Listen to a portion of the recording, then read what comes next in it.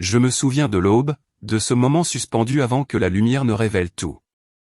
Antoine, mon mari, me croyait simple, peut-être un peu naïve, une épouse silencieuse à son bras.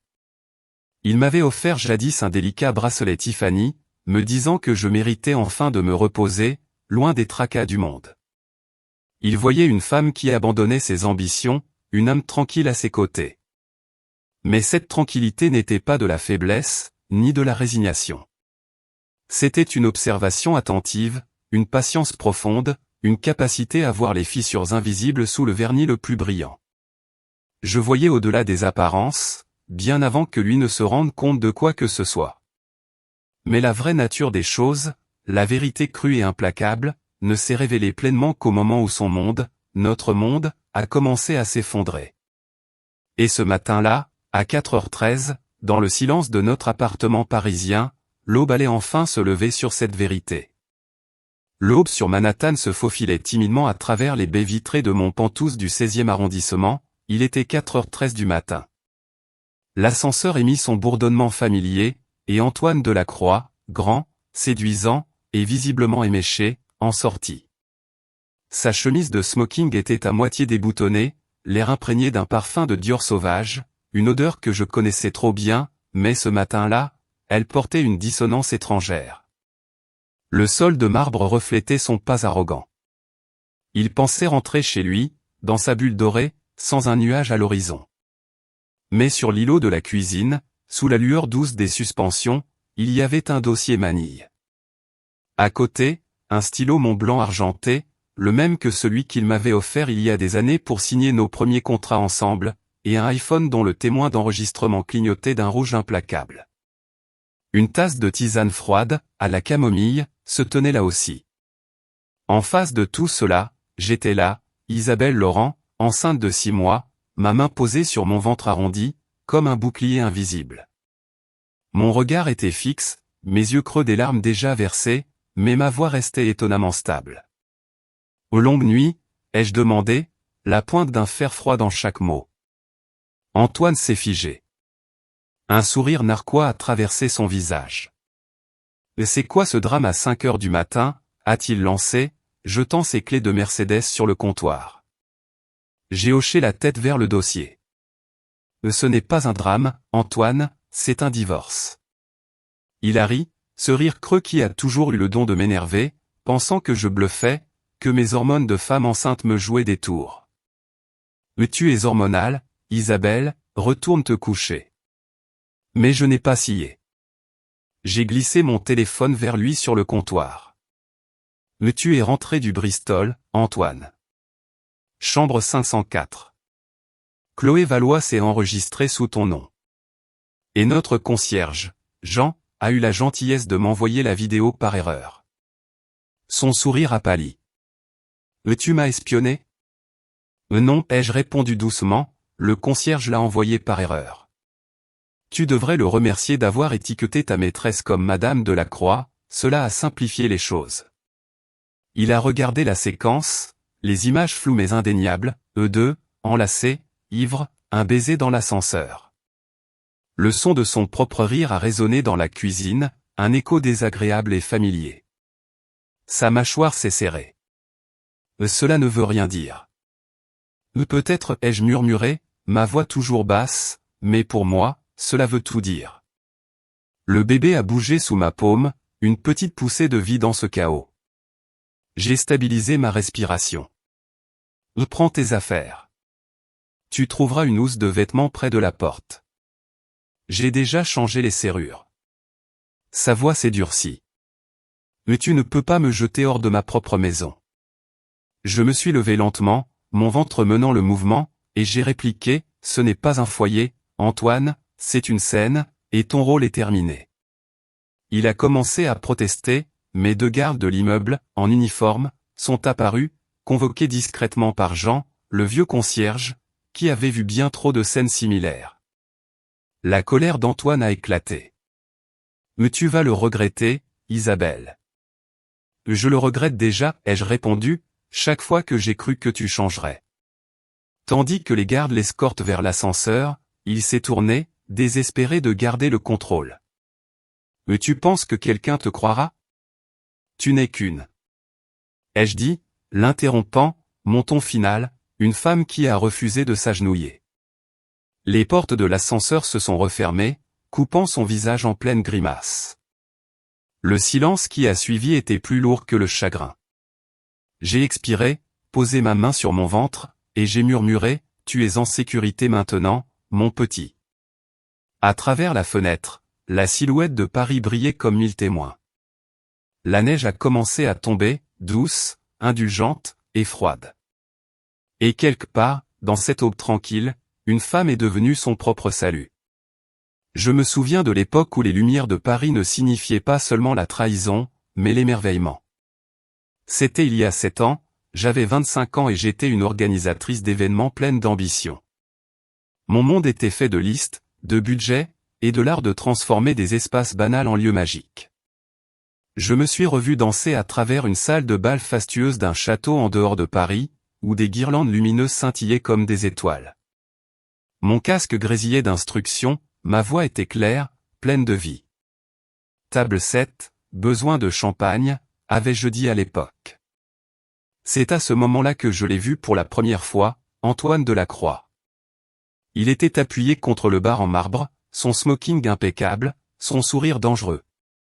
Il n'était pas encore le magnate qu'il est devenu, juste un homme charismatique. Nos regards se sont croisés à travers le brouhaha. Il a levé son verre vers moi et a dit, « Vous dirigez cet endroit comme si c'était le vôtre. » J'ai souri. Pour ce soir, oui. Il m'a suivi cette nuit-là, posant des questions entre deux invités, observant la façon dont je gérais le chaos avec une aisance déconcertante. « Vous ne manquez aucun détail, a-t-il dit, c'est rare. » Et pour moi, qui avait toujours été la femme en coulisses, celle qui arrangeait les choses sans jamais être vraiment vue, être remarqué par lui était comme un rayon de soleil inattendu. 6 mois plus tard, nous étions inséparables. Antoine venait de décrocher son premier gros client, parlant avec enthousiasme de l'avenir. Nous nous asseyions dans un restaurant avec vue imprenable sur la Seine, contemplant la silhouette scintillante de Paris, rêvant d'un jour où tout serait à nous. Il m'a promis une maison, des enfants, une vie où je n'aurais plus jamais à me débattre. « Mais tu mérites de te reposer » m'avait-il dit un soir, glissant une petite boîte Tiffany sur la table. À l'intérieur, il y avait un délicat bracelet en argent. Plus besoin de travailler 16 heures par jour pour des événements. Laisse-moi prendre soin de toi. J'ai ri doucement, des larmes aux yeux. Je ne suis pas doué pour me reposer. Alors apprends, a-t-il dit, en embrassant ma main. Ce fut le début de ma défaite, bien que je ne le sache pas encore. J'ai mis de côté mes projets, mes ambitions, tout ce qui me définissait en dehors de lui. Je me suis convaincu que c'était le grand amour, la preuve qu'il me valorisait par-dessus tout. J'ai cru que la passion que nous partagions me protégerait de tout. Je me suis accroché à chaque promesse, chaque mot doux, chaque geste attentionné, comme à une encre solide dans un monde incertain. Cette sécurité, que je recherchais tant, était en fait une lente suffocation. Au fil du temps, l'homme qui avait admiré ma force a commencé à la ressentir comme un reproche. Je me souviens de son regard las, des soupirs à peine audibles quand je parlais de mes anciens clients ou des projets que j'aurais pu mener. Il levait les yeux au ciel quand j'évoquais mes idées. « Tu penses encore que ces gens se soucient de toi, Isabelle ? Ce sont des riches, ils t'utilisent pour leurs événements et oublient ton nom dès le lendemain. » C'était une remarque qui piquait, car j'avais bâti mon réseau avec sincérité, avec un désir authentique d'aider les autres à réaliser leur vision. Mais ces paroles ont commencé à s'insinuer en moi, semant le doute. Quand j'ai tenté de reprendre le travail après notre mariage, il m'en a dissuadé fermement. « Tu n'en as pas besoin. Mes revenus suffisent pour nous deux. » La décision m'a semblé être de l'amour à l'époque, une preuve de son engagement, un signe qu'il me protégeait. C'était la sécurité, pensais-je. Mais cette sécurité avait un prix, celui de mon autonomie, de mon identité. Mon monde a commencé à rétrécir. Les appels de mes anciens contacts se sont espacés, puis ont cessé. Mes journées, autrefois remplis de défis créatifs et de rencontres stimulantes, se sont transformés en une routine domestique confortable mais étouffante. Je me suis retrouvé seul dans notre grand appartement, les murs résonnant du silence de mes propres ambitions étouffées. Antoine s'est mis à exprimer son agacement pour les moindres choses, des remarques pointues sur mes choix, sur mes envies. Des discussions qui auraient dû être anodines se transformaient en disputes où sa voix se faisait sèche, accusatrice. Chaque fois que j'exprimais une inquiétude, un désir de me sentir utile, de retrouver une partie de moi-même, il balayait mes sentiments d'un revers de main, me faisant sentir insignifiante, voire irrationnelle. Ces petites altercations, ces mots blessants, ont érodé ma confiance, petit à petit. J'ai commencé à intérioriser l'idée qu'il valait mieux se taire. Le silence est devenu un refuge, une carapace contre les critiques et les rejets. C'était plus facile de ne rien dire, de ne rien demander, que d'affronter le regard de désapprobation d'Antoine, de supporter la honte de mes propres désirs jugés superflus ou incompréhensibles. Je me suis voilé la face, me disant que c'était pour maintenir la paix dans notre foyer, pour préserver une apparence d'harmonie. Mais au fond, je savais que je perdais une partie essentielle de moi-même, jour après jour, dans cette mer de silence et de résignation.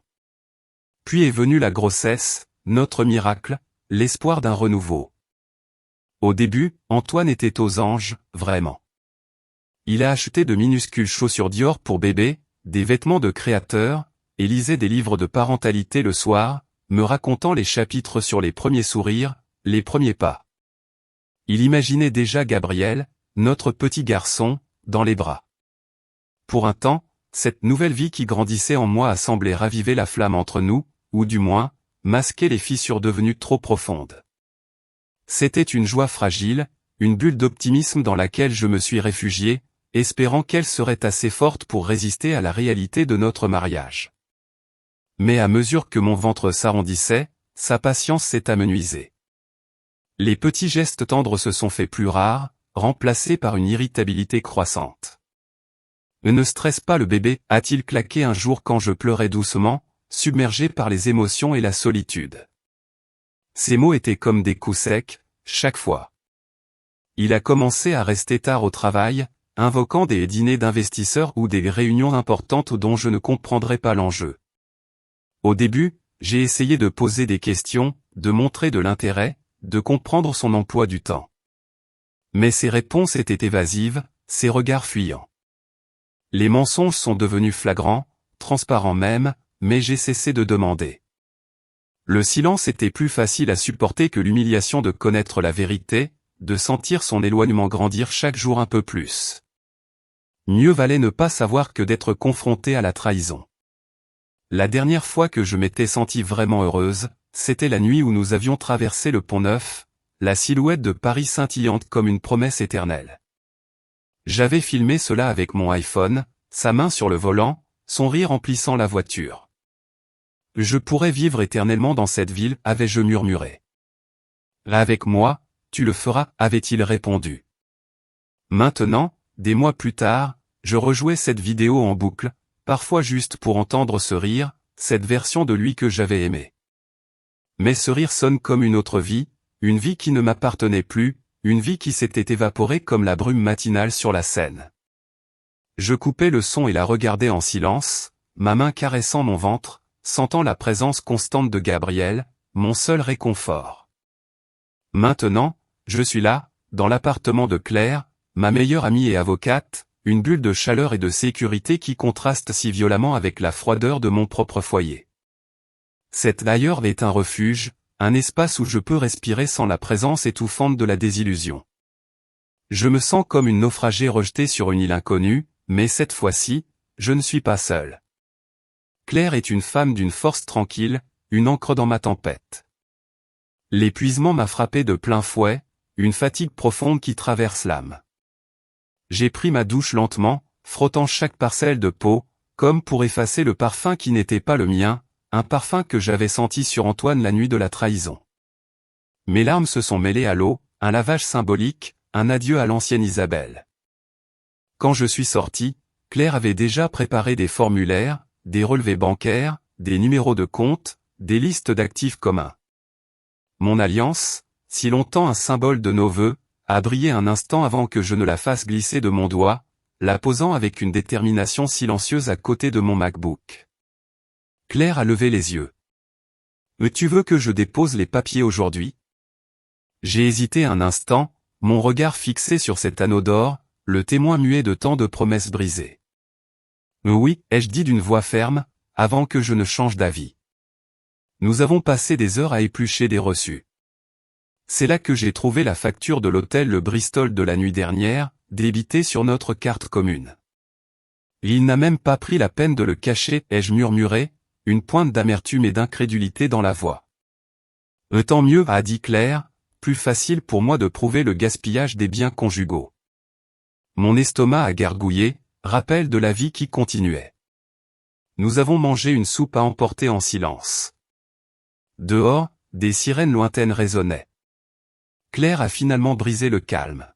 « Tu fais ce qu'il faut, Isabelle. Tu choisis la paix. » J'ai hoché la tête, mais ma gorge brûlait. « Cela ne ressemble pas à la paix, Claire. Cela ressemble à mourir. C'est parce que la partie de toi qui continuait à lui pardonner est en train de mourir, a-t-elle répondu doucement. Laisse-la partir. J'ai essuyé mes yeux et j'ai expiré. J'ai ouvert l'application Notes de mon iPhone et j'ai créé un nouveau dossier intitulé Reconstruire. Dessous, j'ai tapé logement, soins prénataux, travail juridique. Puis j'ai ajouté une dernière ligne, un mantra pour l'avenir, ne pas regarder en arrière. Mon téléphone a vibré. Un message d'un numéro inconnu.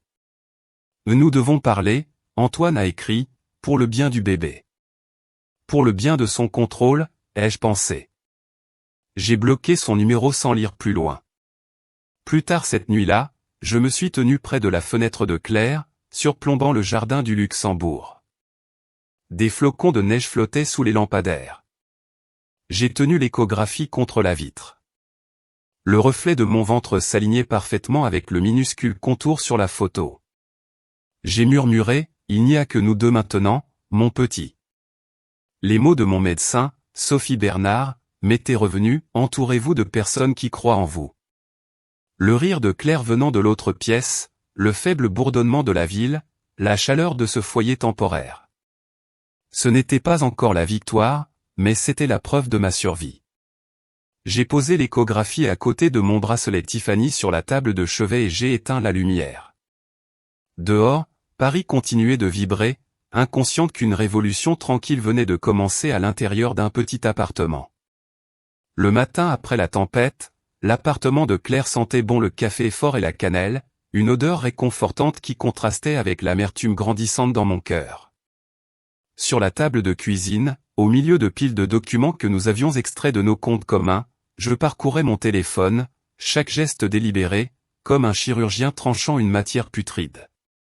Mon cœur battait fort, non pas de peur, mais d'une nouvelle clarté qui commençait à se frayer un chemin. Claire s'est penchée sur mon épaule, son regard suivant le mien sur l'écran.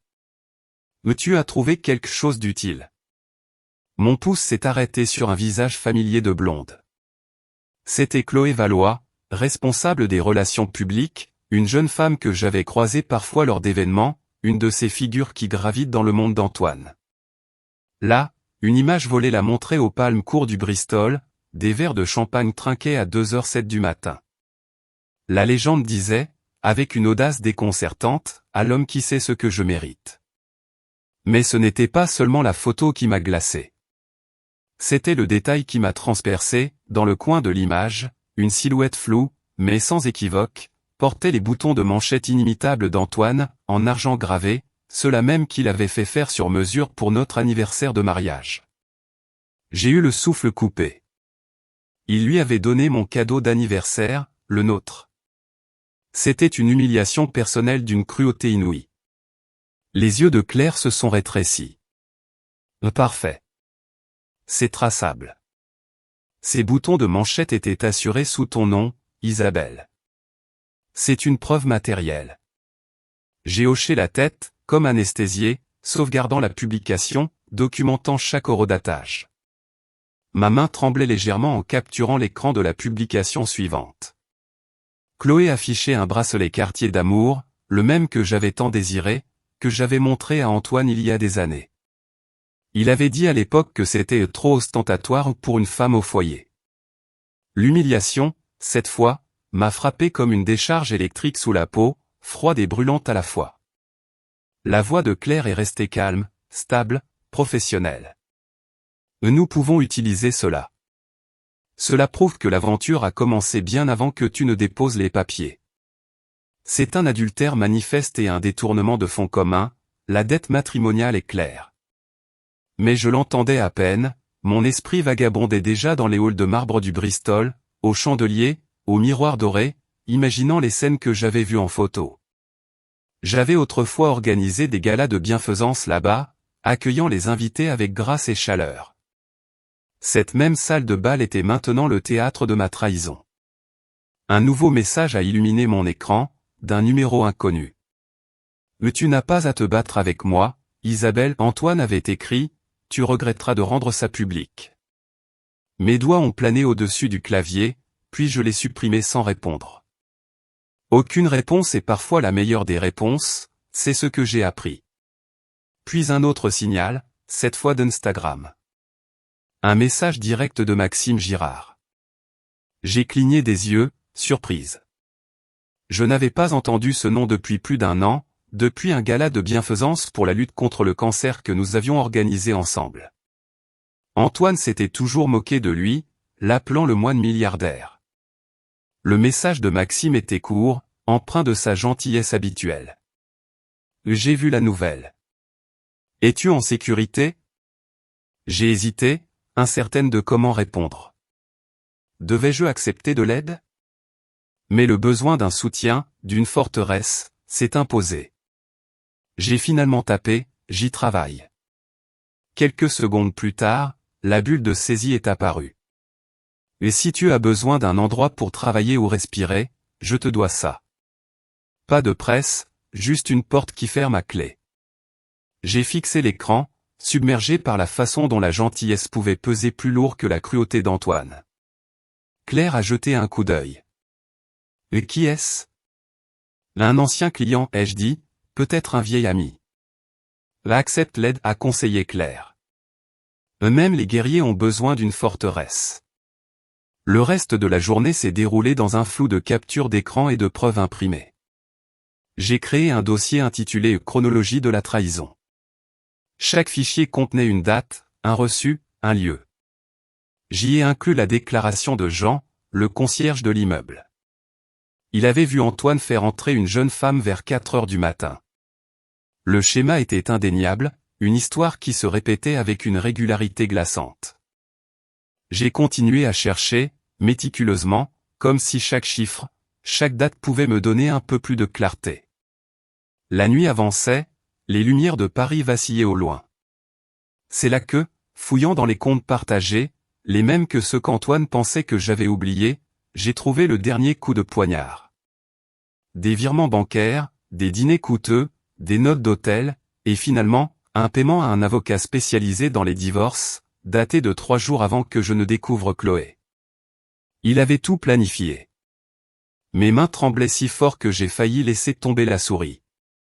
Il voulait me piéger en premier, ai-je murmuré, ma voix brisée. Les larmes ont coulé silencieusement sur mes joues, mais sous elles brûlait quelque chose de féroce. De la colère, oui, mais pas le genre qui détruit. Le genre qui reconstruit. J'ai ouvert une nouvelle feuille de calcul et l'ai intitulée « Journal de guerre ». Ligne par ligne, j'ai énuméré chaque date, chaque somme d'argent, chaque mensonge. J'ai copié les documents dans un dossier étiqueté pour Claire. Puis j'ai réglé une minuterie sur mon téléphone pour 3 minutes, comme Sophie Bernard, mon médecin, me l'avait appris. Je me suis permis de pleurer pleinement, sans retenue. Quand la minuterie a sonné, j'ai essuyé mon visage et j'ai expiré. À ce moment-là, Isabelle Laurent n'était plus brisée. Elle s'aiguisait. J'ai murmuré à la pièce vide, il pense que c'est fini pour moi. Il n'a aucune idée. Dehors, Paris brillait comme de l'acier en fusion, froide, lumineuse, et prête à me forger en quelque chose d'incassable. Et quelque part à quelques kilomètres de là, Antoine dormait profondément, ignorant que la femme qu'il avait sous-estimée venait de commencer à se battre. Le matin est arrivé, doux sur Paris, et la ville a continué son ballet habituel, mais pour moi, Isabelle Laurent, tout avait basculé. Je me suis rendu au cabinet de Claire, le cœur battant d'une détermination nouvelle et froide. Nous avons officiellement déposé ma demande de divorce, un acte qui, pour beaucoup, pourrait sembler une fin, mais qui pour moi, était le début d'une libération. C'était un pas symbolique, fort, une ligne tracée dans le sable que je savais irréversible. Je m'attendais à une réaction d'Antoine, à ses tentatives de manipulation habituelles, mais je ne pouvais pas anticiper l'ampleur de sa contre-attaque. Peu de temps après, un article est paru sur Les Échos, un blog financier réputé, celui-là même qu'Antoine alimentait en informations depuis des années pour polir son image. L'article, rédigé avec une cruauté polie, sans jamais nommer explicitement, me dépeignait comme une femme enceinte réagissant de manière excessive, une épouse émotionnellement instable face aux difficultés de la vie conjugale d'un partenaire dévoué de Cole Capital. C'était du pur gaslighting imprimé, conçu pour me blesser sans paraître vicieux. Mon estomac s'est tordu en lisant, mon nom mis en évidence dans chaque paragraphe. Et il m'a fait passer pour folle, ai-je murmuré à Claire, comme si j'avais perdu le contrôle. Et c'est exactement ce qu'il veut, a répondu Claire, arpentant la pièce. Il essaie de te discréditer avant l'audience. Ne mords pas à l'hameçon. J'ai hoché la tête lentement, respirant à travers la piqûre de l'humiliation publique. J'étais habitué au silence, mais cela frappait différemment. C'était comme si les murs de Paris se refermaient sur moi, jugé impitoyable. Mon téléphone a sonné, c'était Maxime. J'ai vu l'article, a-t-il dit, sa voix calme mais froide. Antoine vient de commettre une erreur fatale. Il a transformé ta douleur privée en preuve publique. Maintenant, c'est de la diffamation si tu peux prouver l'intention. Tu as des captures d'écran, des horodatages, des relevés financiers. Son récit ne tiendra pas. Les mots de Maxime étaient une bouffée d'air frais, une confirmation que ma rage, contenue, pouvait être transformée en une arme stratégique. Pendant que je luttais contre les vagues de commentaires et les jugements anonymes, Antoine, lui, se préparait à affronter une toute autre bataille. Au siège de Delacroix Patrimoine, l'air, d'ordinaire si empreint d'espresso et de succès, était lourd de tension. Ses partenaires échangeaient des regards discrets à travers la table en verre de la salle de conférence, leurs visages trahissant une inquiétude grandissante. Diane, la responsable de la conformité, une femme dont le regard perçant n'avait jamais été intimidé par le pouvoir d'Antoine, a fait glisser un document sur la table. Antoine, a-t-elle dit d'un ton glacial, nous devons confirmer votre utilisation de la carte bancaire professionnelle le week-end dernier. Il a forcé un sourire, essayant de dissimuler le tremblement à peine perceptible de ses mains. Et dîner d'affaires, a-t-il répondu, sa voix un peu trop assurée. Diane n'a pas scié. Au Bristol, avec une responsable des relations publiques de Valois Communication. Et il y a eu des achats chez Cartier, d'un montant de 20 000 €, également sur cette carte. Le silence qui a suivi était assourdissant, brûlant. Antoine a raclé sa gorge. L'affaire personnelle. Je rembourserai immédiatement. Les associés ont murmuré, l'un d'eux a dit doucement, gardez ça discret, Antoine. L'image de la firme ne peut pas supporter un autre scandale en ce moment. Il a hoché la tête, son sourire dissimulant à peine la rage qui bouillonnait en lui. Ses yeux trahissaient une colère froide. Les empreintes d'Isabelle sont partout, a-t-il pensé, incapable de voir au-delà de sa propre arrogance. C'était le début de la fin pour lui. La justice, pour Antoine, ne venait pas d'un tribunal, mais d'une enquête interne, d'une machine qu'il avait lui-même contribué à construire, et qui maintenant se retournait contre lui. Il a été suspendu temporairement, une première brèche dans son empire. Ce n'était pas la vengeance que je cherchais, mais un équilibre, une fin nécessaire à un chapitre que je n'aurais jamais dû vivre. Profonde, celle de protéger mon fils, celle de me protéger moi-même.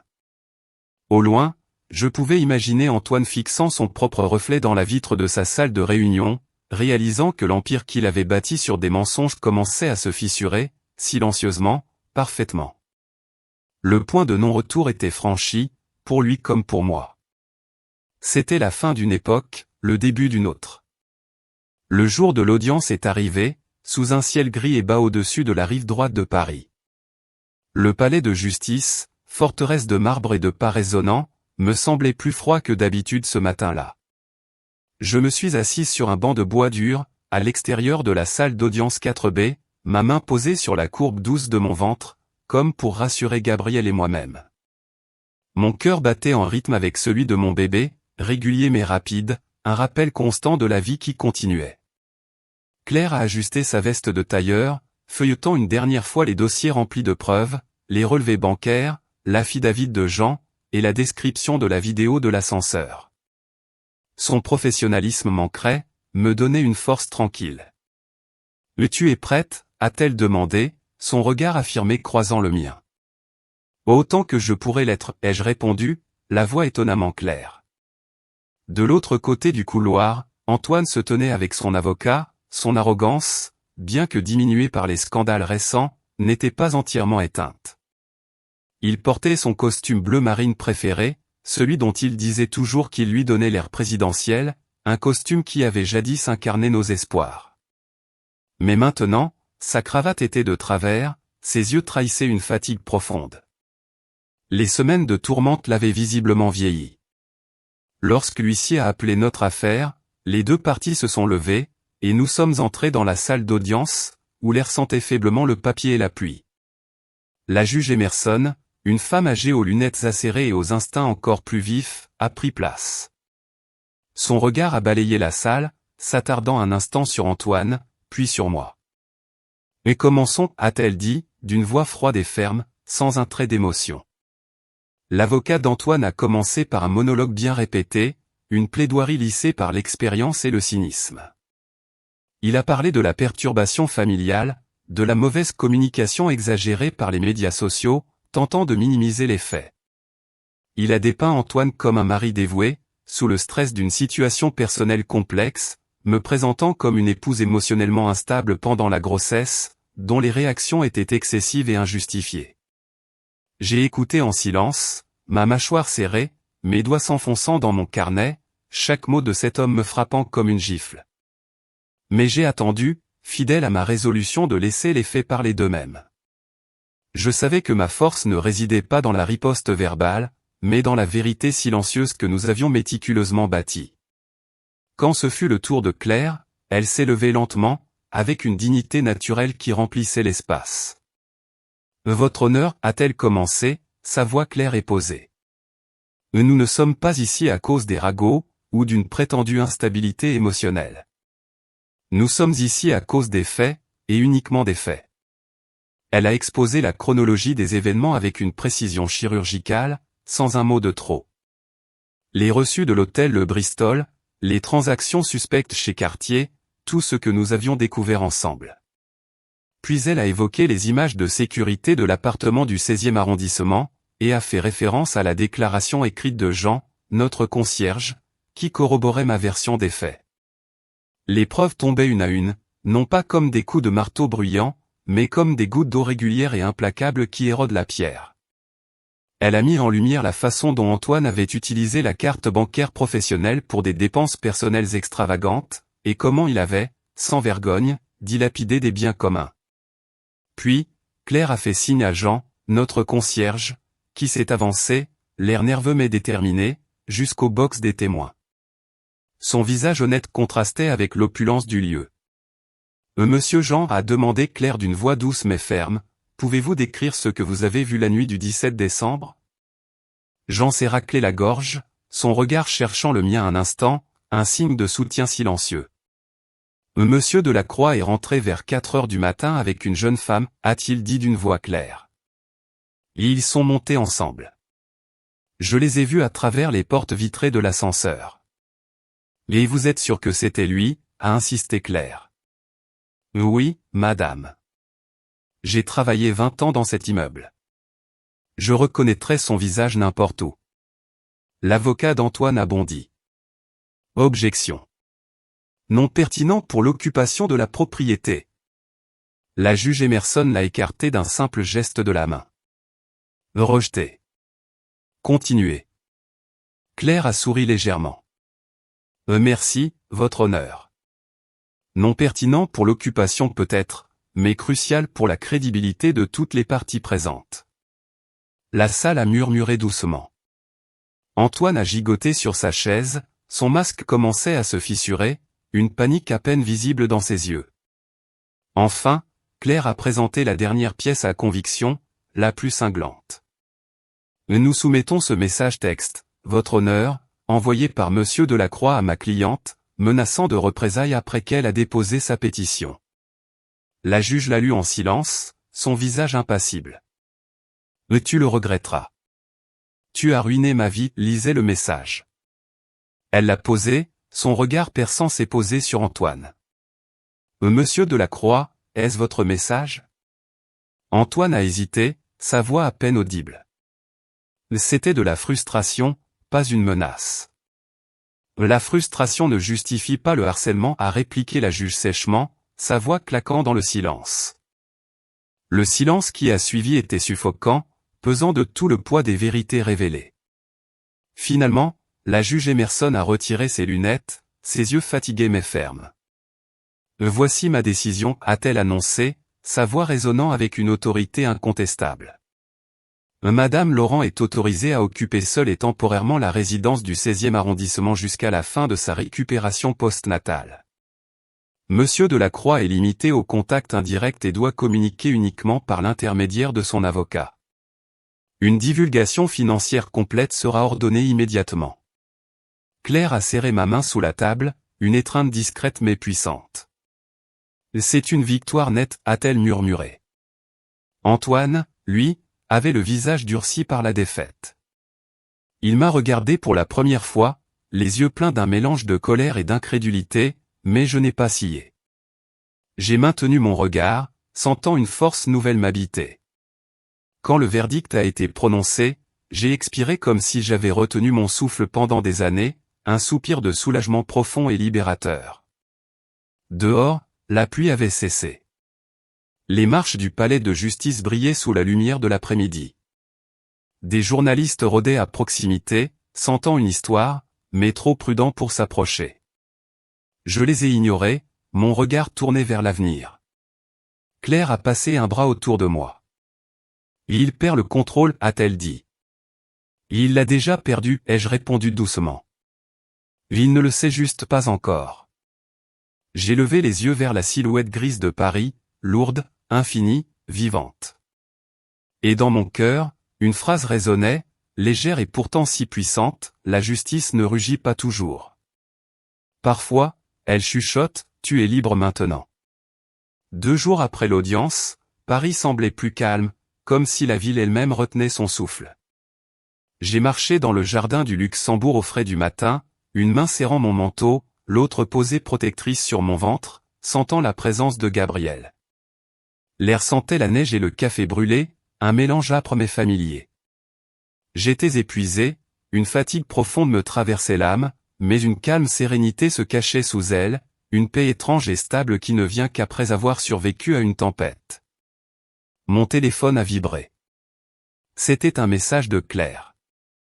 Vérifie le grand livre en ligne.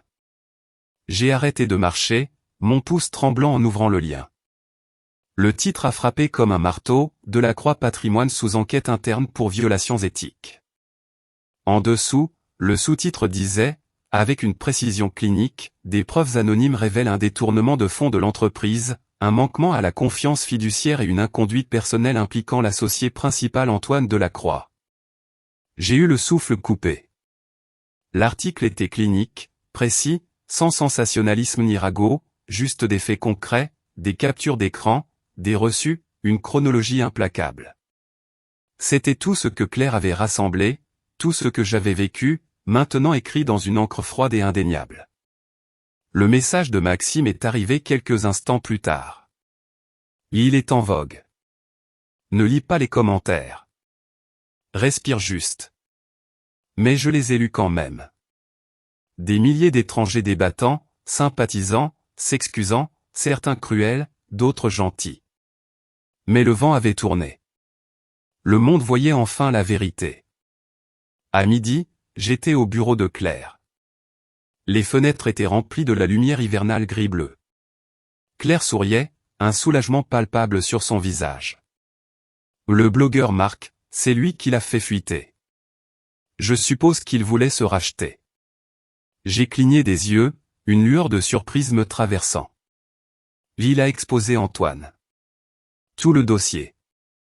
Claire a dit que la conformité l'avait confirmé. Il est fini. Les mots n'ont pas apporté la satisfaction que j'attendais. Au lieu de cela, j'ai ressenti une profonde expiration venant de quelque part dans ma poitrine.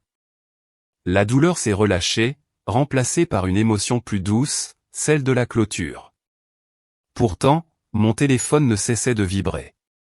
Des journalistes, d'anciens collègues, des sponsors, tout le monde voulait un commentaire. Je les ai tous ignorés jusqu'à ce qu'un message apparaisse d'un numéro inconnu. Nous devrions parler en privé. Je n'avais pas besoin de demander qui c'était. Antoine.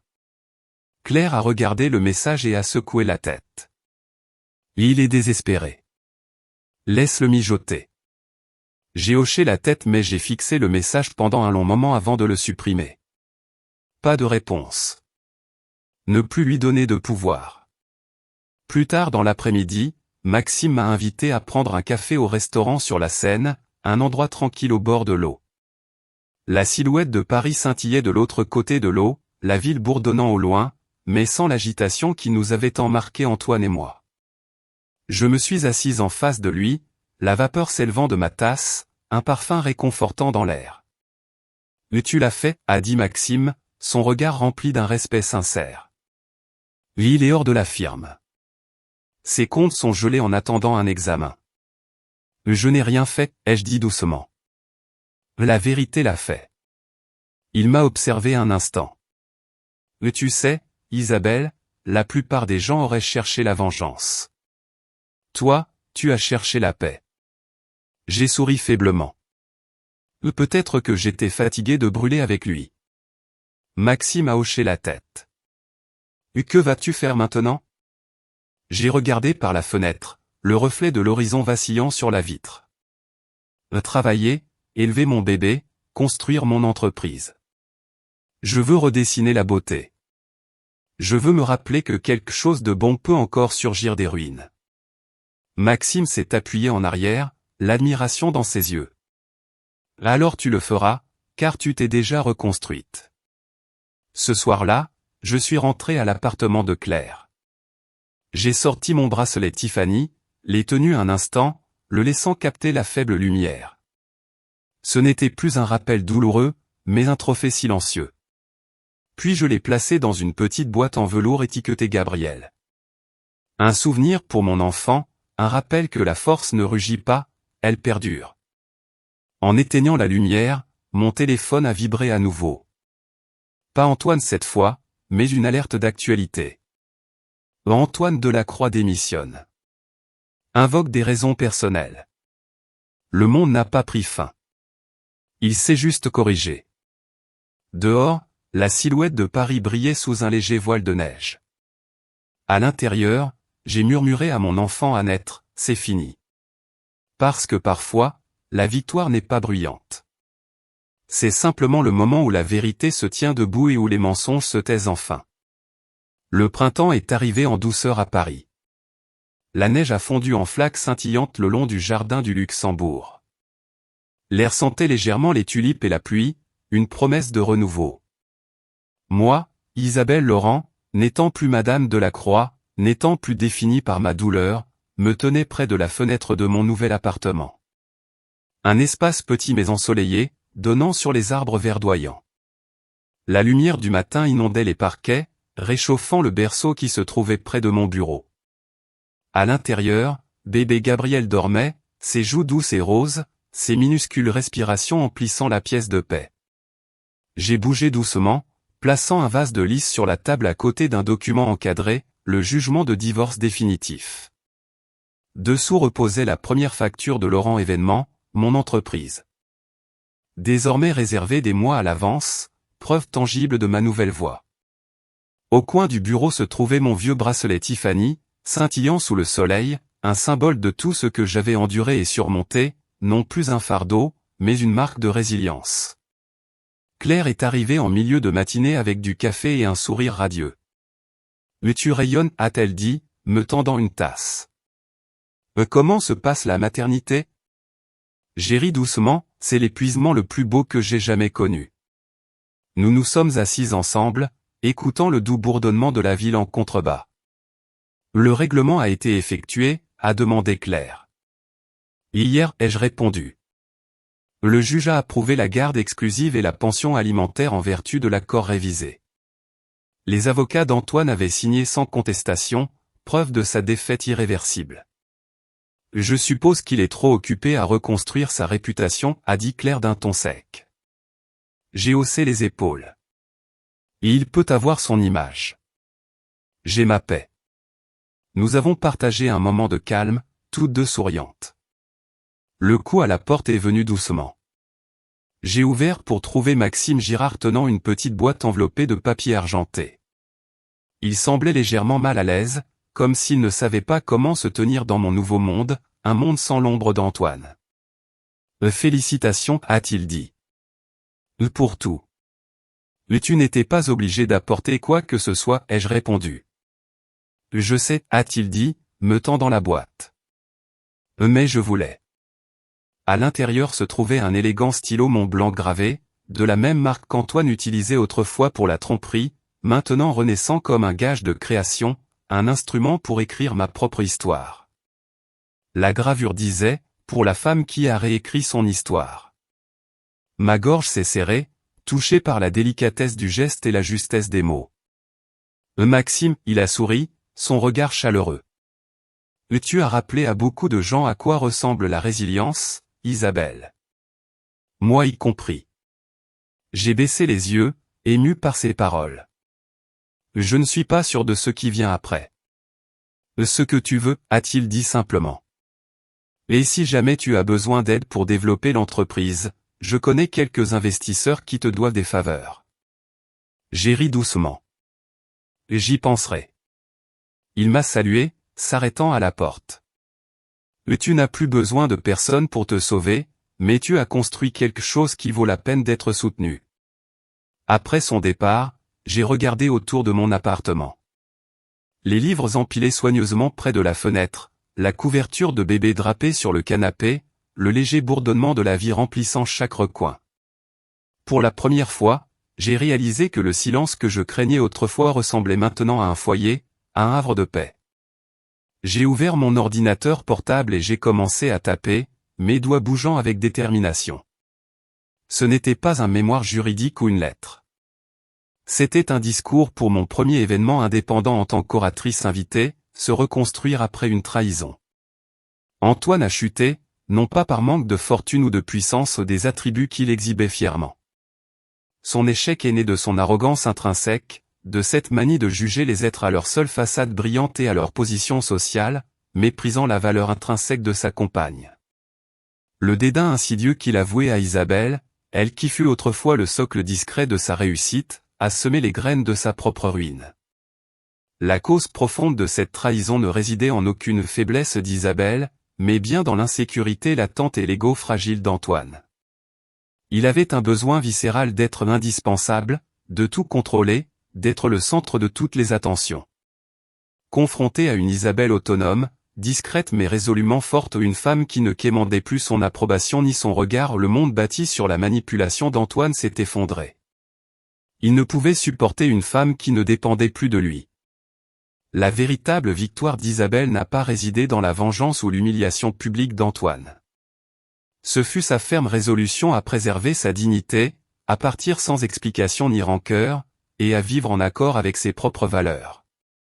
Elle a choisi le chemin de la vérité et de la liberté, non pas pour vaincre un homme, mais pour se libérer elle-même et son fils d'une vie de faux-semblants. Elle a écrit « J'ai appris que le pardon n'est pas une faiblesse. C'est la liberté. Que le silence n'est pas une capitulation. C'est une stratégie. Et que la force n'est pas bruyante. Elle est constante, patiente et bienveillante. Elle a marqué une pause, regardant le berceau, et a souri. Tu liras cela un jour, Gabriel, a-t-elle murmuré. Tu sauras que ta mère n'est pas tombée. Elle s'était reconstruite. Dehors, Paris poursuivait son inlassable ballet. Les bus grondaient, les klaxons résonnaient, le soleil scintillait sur les gratte-ciel. La vie continuait comme elle l'a toujours fait, mais pour Isabelle, elle ne filait plus à toute vitesse. Elle marchait à ses côtés, pas après pas, enfin en harmonie. Elle a pris son nouveau stylo, a signé son nom au bas de la page, et l'a posé près du bracelet Tiffany. Le passé et l'avenir, côte à côte. Puis elle a murmuré à son bébé endormi, d'une voix douce et assurée, « Nous sommes chez nous maintenant. » Car la survie n'était jamais la fin. Elle n'était que le commencement de la vie qu'elle avait choisie pour elle-même. Une âme forte ne cherche pas à détruire, mais à reconstruire, en commençant par soi-même. Et vous, chers auditeurs, quelle est la force silencieuse que vous avez découverte en vous? L'histoire d'Isabelle se termine ici. Que pensez-vous de la décision d'Isabelle? Auriez-vous agi différemment à sa place? Partagez vos réflexions dans les commentaires, je les lis toujours, un par un.